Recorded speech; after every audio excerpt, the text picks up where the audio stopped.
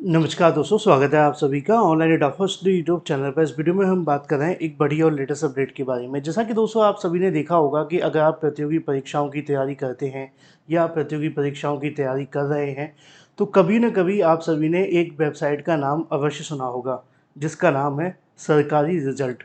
अब सरकारी रिजल्ट नामक जो वेबसाइट आपको देखने के लिए मिलती थी, इसको लेकर लोगों के मन में बहुत सारी कहीं न कहीं गलत भ्रांतियाँ भी थी।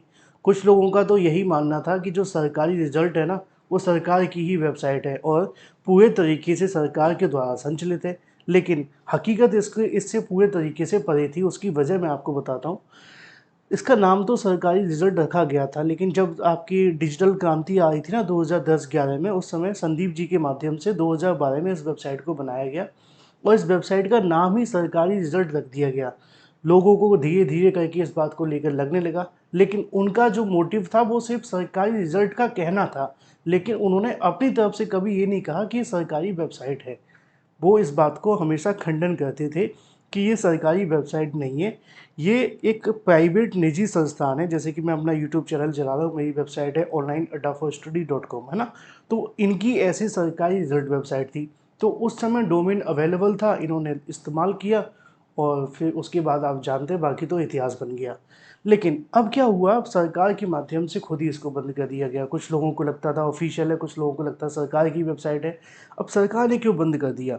और जब आप इस वेबसाइट पे जाने की कोशिश करेंगे तो आप सर्च करते थे पहले सरकारी, है ना?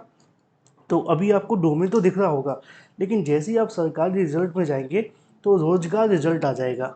अब इसका मतलब क्या हुआ? पहले हमें सरकारी नौकरी मिलती थी, तो इसलिए सरकारी नौकरी होता था। अब हमें रोज़गार मिलता है, तो रोज़गार का ही तो रिजल्ट आएगा। दूसरी बड़ी चीज़ ये है कि पहला जो इंटरफ़ेस था बहुत अच्छा था, दूसरा थोड़ा-सा मुश्किल है, लेकिन अब जो भी है वो आपके सामने है। इसको बंद करने का रीज़न क्या हो सकता है, वो मैं आपको बताने की कोशिश करता हूँ। असल में इसको बंद करने का सबसे बड़ी जो वजह है, आपने देखा होगा टीजीटी-पीजीटी वाले अभ्यर्थी हों या प्राथमिक वाले हों, जब भी कोई नोटिस आता है तो कहते हैं सर सरकारी रिज़ल्ट में तो है नहीं है, क्योंकि उनको लगता है ये सरकारी है। तो जो जिन लोगों को ऐसा लगता था ना कि सरकारी है, तो उसकी वजह से कहीं न कहीं सरकार भी इसको संज्ञान में लिया और सरकार भी इस बात को लेकर थोड़ा चिंतित थी कि कहीं कोई किसी तरीके का मिसयूज़ ना हो जाए, क्योंकि आपने देखा होगा जो सरकारी वेबसाइट है उसकी बहुत सारी फेक वेबसाइट बनती रहती हैं। हालाँकि इन्होंने कहा था कि हमारी कोई सरकारी वेबसाइट नहीं है, हम निजी संस्थान हैं, लेकिन लोगों को ऐसा लगने लगा। अब एक-एक को तो बता नहीं सकते, है ना? 100 में से अगर 99 को पता है, 1 को नहीं पता तो वो आगे अफ़वाह फैला देगा। तो दिक्कत ये हुई कि धीरे-धीरे करके इसको लेकर दिक्कतों का सामना करना पड़ा।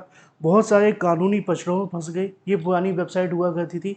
इस वजह से अब इसको कहीं न कहीं सरकारी रिज़ल्ट को बदल करके इन्होंने सीधा ही कहीं न कहीं लिख दिया है रोज़गार रिज़ल्ट। अब दिक्कत वाली बात तो बस इतनी सी है कि इसको बंद करवा दिया गया सरकार के माध्यम से। अब जो भी आपकी नोटिसें आएँगी वो आपको सरकारी रिज़ल्ट के बजाय इन वेबसाइटों पे देखने के लिए मिलेगी। हालाँकि मैं पहले बता दूँ, ना वो पहले सरकारी वेबसाइट थी, ना ही ये वाली सरकारी वेबसाइट है। ये एक प्राइवेट संस्था थी, जैसे कि मैंने आपको बताया, और नाम को लेकर थोड़ा कॉन्फ्लिक्ट हो गया था और काफ़ी ज़्यादा लंबे समय से चल रहा था। और क्योंकि सरकार के नाम से कहीं न कहीं सरकारी नाम रख लेने से क्या हो रहा था कि लोगों के अंदर भ्रम की स्थिति बन रही थी। इस वजह से इसको कहीं न कहीं इसके ऊपर कह सकते हैं कि कार्रवाई की जा रही थी, लगातार समस्या आ रही थी। तो जो इनके एडमिन हैं, उनके माध्यम से इसको बंद किया गया है। तो बंद करने का सबसे बड़ा जो रीज़न निकल कर के आया है वो यही है। अब सरकारी नौकरी वालों समझो कि सरकारी नौकरी मिलेगी या रोज़गार मिलेगा वो बाद में तय होगा, लेकिन जो रीज़न है वो अच्छा नहीं है। सरकारी से सीधा रोज़गार बना दिया गया है। फ़िलहाल जो भी चीज़ें हैं सरकार की गाइडलाइन है उसको फ़ॉलो तो करना पड़ेगा। लेकिन अब ये वेबसाइट बंद हो कर के नई वेबसाइट के रूप में आपके सामने आ गई है और रीज़न आपके सामने है। इसको सुनकर आपको क्या लगेगा? आप क्या कहना चाहते हैं? सही है, गलत है? कमेंट करके बताएँ। कितने लोगों को ये लगता था कि सरकारी वेबसाइट है, कितनों को नहीं लगता था वो भी बताएँ। Thank you for watching this video.